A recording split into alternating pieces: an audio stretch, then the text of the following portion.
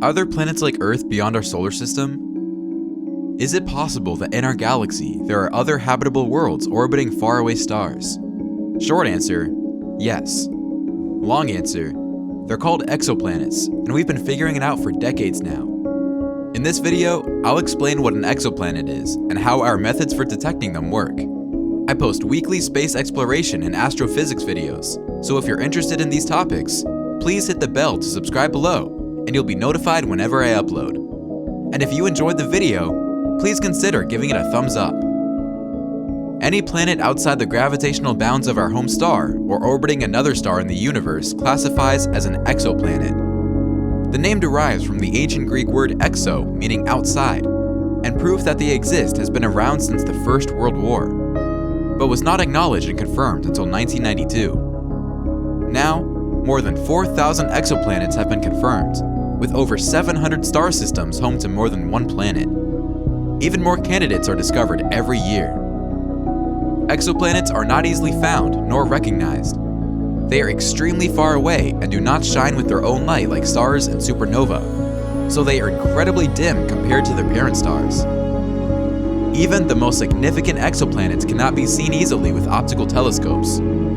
Just as frustratingly, they do not have the same tremendous gravitational effect on surrounding matter like black holes, making exoplanets especially difficult to spot. In astronomical terms, 4.2 light-years is not very far. That's the distance away from us our closest exoplanet, Proxima Centauri b, lies. She orbits the star Proxima Centauri, the closest star to our own. She falls into the super-Earth classification. That is an exoplanet significantly larger than Earth, but smaller than the massive gas giants in our solar system. They can be up to 10 times the size of our home planet.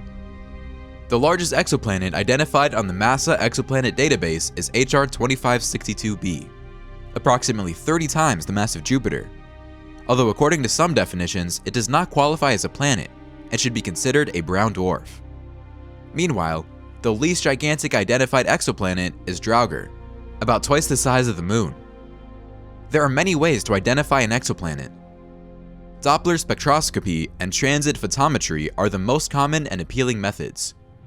The radial velocity or Doppler method takes advantage of that exoplanets can exert small gravitational pulls on their parent stars as they orbit around them. These small wobbles change the observed color of the star in the sky. By examining these color and position changes, scientists and astronomers can assume the position of a star is being influenced by the gravity of a potential exoplanet. But why do our telescopes see different results when a star is being pulled by a planet? When a faraway star is moving closer in the direction of Earth, the electromagnetic waves it emits are shifted to higher frequencies. This is called blue shift, as the light waves are compressed towards the blue end of the spectrum. Vice versa, when a star is moving away from Earth, the electromagnetic waves are redshifted, as they are expanded by the stars moving away.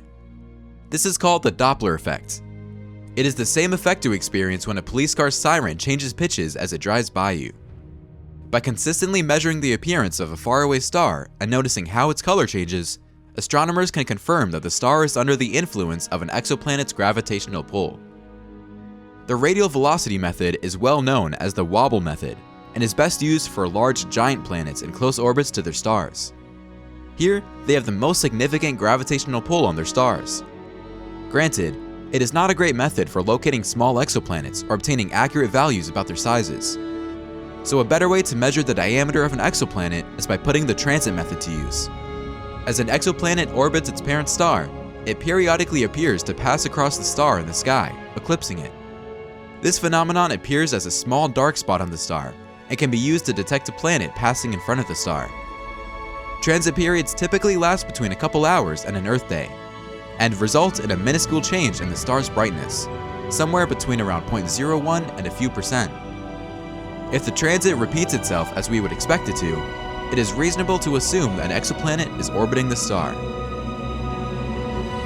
NASA's Spitzer Space Telescope used the transit method of detection to confirm the presence of TRAPPIST-1 planets. Most known exoplanets were confirmed using the transit method, helped by the Kepler Space Telescope, which has revealed over 4,500 potential exoplanet candidates, more than 2,000 of which have been confirmed. Except what if you want a good look at an exoplanet? For this, you might be interested in the direct imaging method. Everything to know about the direct imaging method is in its name. Sometimes, the best way to find an exoplanet is just to peer into space. Unlike the other methods, the direct imaging technique lets you see a planet visually. For obvious reasons though, it's not a great method for finding exoplanets orbiting faraway stars, and if the parent star is too bright, it can be impossible to see any exoplanets by directly imaging them. A star can tell you a lot about the planets orbiting it. Astronomers take careful readings of the positions and movements of stars, and notice anomalies or unexpected results in their data to prove the existence of an exoplanet. Data analysts can spot a potential exoplanet by observing how the parent star's orbit is subtly changing. This is called astronomy. There are many other methods for discovering and confirming exoplanets. A popular technique is gravitational microlensing, which works on principles from the early 20th century. Einstein said mass wraps the fabric of spacetime. Curves in this fabric can bend the path of light through space. The electromagnetic waves from a star could spread out equally in all directions. However, if there is an exoplanet orbiting the star, it creates an additional dip in the fabric of spacetime, deflecting the light in different directions. We can analyze how the light is deflected to find out about the planet orbiting the star. These methods have allowed us to discover thousands of incredible exoplanets, some of which have conditions very similar to Earth's and could potentially harbor life. The next few years will be interesting as astrophysicists and astrobiologists perform more research into exoplanets and their potential to host life forms. As new Earth-like planets are discovered, you may want to know about them. If so, please subscribe to 26 Dimensions. I post regular videos about space exploration and astrophysics, so if you're interested in these topics, you'll want to be notified whenever I upload. Thanks for watching, and I'll see you next time.